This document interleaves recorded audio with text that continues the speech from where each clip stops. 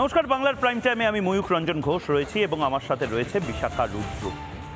হিন্দুরা সংখ্যালঘু হয়ে গেলে কোনো দেশে কি হতে পারে তার জ্বলন্ত উদাহরণ বাংলাদেশ। কিন্তু বাংলাদেশ বাদেও এর আগে হিন্দুরা সংখ্যালঘু হয়ে গেছিল পাকিস্তানে, এবং পাকিস্তানে এখন 1% হিন্দু, কিন্তু তবুও 1% হিন্দুদের পাকিস্তান সহ্য করতে পারে না।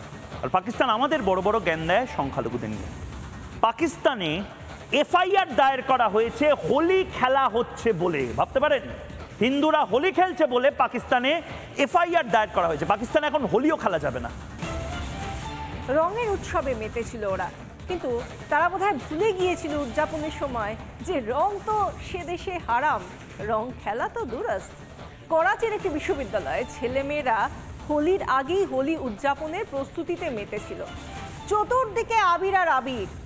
এই ছেলে মেয়েগুলো ভুলে গেলেও তাদের শিক্ষা প্রতিষ্ঠান তাদের অপরাধ ক্ষমা করেনি, বরং চোখে আঙুল দিয়ে দেখিয়ে দিয়েছে কত বড় অপরাধ করে ফেলেছে তারা।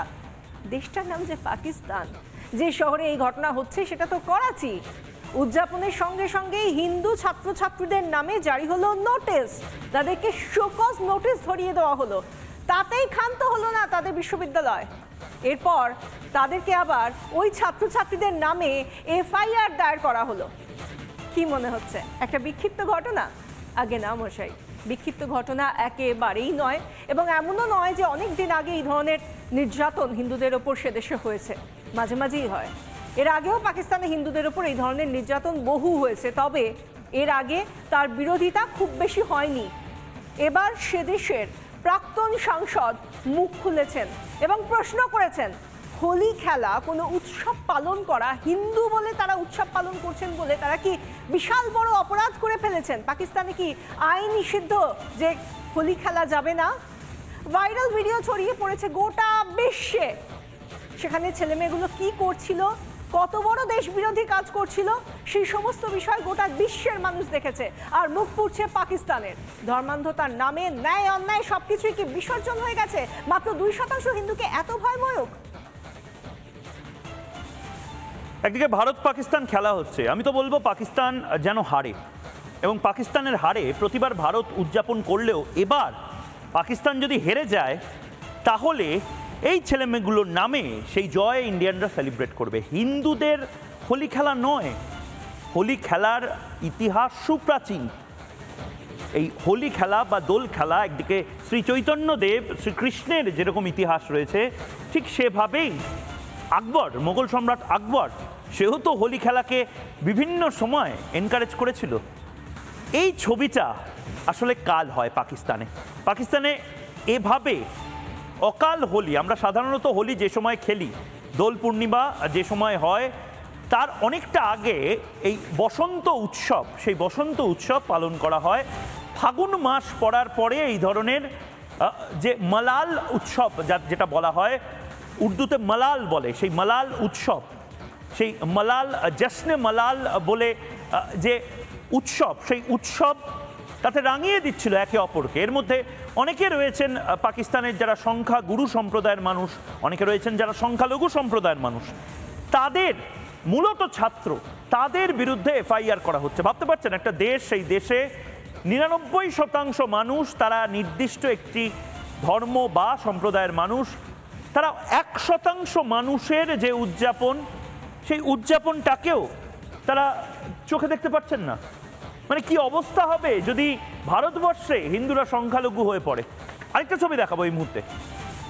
পাকিস্তানে হোলি বন্ধ, এরপর বাংলাদেশে হয়তো হোলি বন্ধ হবে, তারপর কোনোদিন হয়তো ভারতে হোলি বন্ধ করার কথা বলবে। ছাত্রদের নোটিশ, এবং সেই নোটিশ দেশদ্রোহিতার নোটিশ, বিশ্ববিদ্যালয়ে প্রবেশে নিষেধাজ্ঞা। আপনাদের সেই নোটিশটা দেখাচ্ছি। আমি কেন এই কথাগুলো বলছি? আজ পাকিস্তানে হোলি খেলা নিষিদ্ধ হয়েছে। কালকে পাকিস্তানকে দেখে ওই ছোট ভাই চাচা জানরা যারা আছে বাংলাদেশে বসে আছে, এ বাবা পাকিস্তানে বন্ধ হয়ে গেছে, এবার আমরা বাংলাদেশে হোলি খেলা বন্ধ করে দেবো। আমাদের দেশে যেভাবে সরস্বতী পুজো বন্ধ করে দেওয়ার চেষ্টা হচ্ছে বিভিন্ন সময়, আমার তো ভয় লাগছে আমাদের রাজ্যে বা আমাদের দেশে না কোনোদিন এরকম কোনো দাবি ওঠে, যাতে না ওঠে তার জন্য সতর্ক করছি আপনাদেরকে।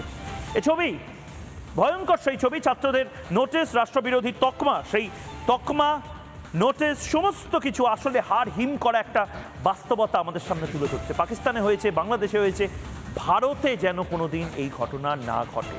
বিশাখা, এই আশঙ্কা আমরা করছি এবং সেই সঙ্গে সঙ্গে আশঙ্কা করলে আমরা কিছুদিন আগেই সরস্বতী পুজো তো দেখলাম, হরিণঘাটা থেকে শুরু করে আমাদের যোগেশচন্দ্র ল কলেজ, সেখানে কি কি হলো সেগুলো তো আমরা দেখলাম। ময়ূক, তুমি যে আশঙ্কার কথা বলছিলে সেই আশঙ্কাটা একদম উড়িয়ে দেওয়া যায় না। কিন্তু কোথাও গিয়ে এই যে বলছিলাম, এর আগেও তো পাকিস্তানে এই ধরনের ঘটনা ঘটেছে। পাকিস্তানে হিন্দু হওয়া কার্যত অপরাধের জায়গায় চলে গিয়েছে, কারণ সেখানকার যারা হিন্দু ভোটার তারাও রীতিমতো আশঙ্কার মধ্যে রয়েছেন, তারা কোন দেশে আছেন, আগামী দিনে তাদের ভবিষ্যৎ কি হতে চলেছে আগামী প্রজন্মের। এবং সেই জায়গা থেকে এতদিন পর অন্তত একজন যিনি প্রাক্তন সাংসদ তিনি সোচ্চার হয়েছেন। সেদেশের 2% মানুষের মধ্যেও কেউ তো সোচ্চার হয়েছেন হিন্দু বলে তাদের উপর কেন নির্যাতন হবে, কেন হোলি খেলা হয়েছে বলে এই নির্যাতন হবে।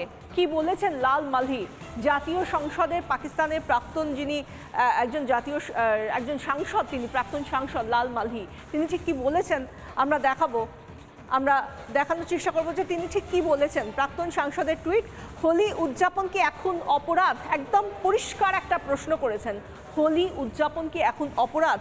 বিশ্ববিদ্যালয়ে হোলি উদযাপন রাষ্ট্রবিরোধী কার্যকলাপ, কারণ এই যে নোটিশ জারি করা হয়েছে সেখানে বলা হয়েছে তারা রাষ্ট্রদ্রোহিতা করেছে এই ছেলেমেয়েরা হোলি খেলে। এই কথা সরাসরি বলছেন তিনি। হোলি উদযাপন কি এখন অপরাধ? পাকিস্তানে রাষ্ট্রদ্রোহিতার তকমা দেওয়া হচ্ছে কেন হোলিকে? এই প্রশ্নগুলো তুলেছেন লাল মালহি।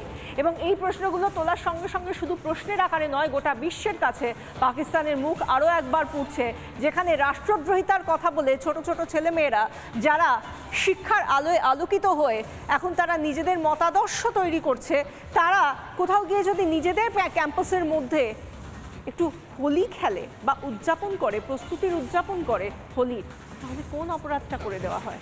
আর সেখানে শুধুমাত্র অপরাধী নয়, তাদেরকে দেশ বিরোধীর তকমাও কি করে দেওয়া হচ্ছে? এই এত বড় পদক্ষেপ কি করে করতে পারে পাকিস্তান? ময়ূক, আবারও বলছি, বারবার বলছি, হিন্দুরা কোনো দেশে যদি সংখ্যা লঘু হয়ে যায় তাহলে বড় বিপদ। আমরা পাকিস্তানে দেখেছি, আমরা বাংলাদেশে দেখেছি, আমরা ভারতে যেন এরকম কিছু না দেখি। ভারতে যেভাবে গজওয়াতুল হিন্দ, গজওয়ায়ে হিন্দ, এই সমস্ত কথাবার্তা বারবার বলা হচ্ছে, যেখানে সন্ত্রাসবাদীরা, মৌলবাদীরা তারা নির্দিষ্টভাবে ভারতকে ধর্মান্তকরণ বা জনবিন্যাস বদলানোর আকর বানাতে চাইছেন। নানা ধরনের কন্টেন্ট দেখার জন্য লাইক করুন, শেয়ার করুন আমাদের ফেসবুক পেজ, সাবস্ক্রাইব করুন আমাদের ইউটিউব চ্যানেল। পাশাপাশি অন্যান্য ব্রেকিং নিউজের জন্য অবশ্যই চোখ রাখুন রিপাবলিক বাংলায়।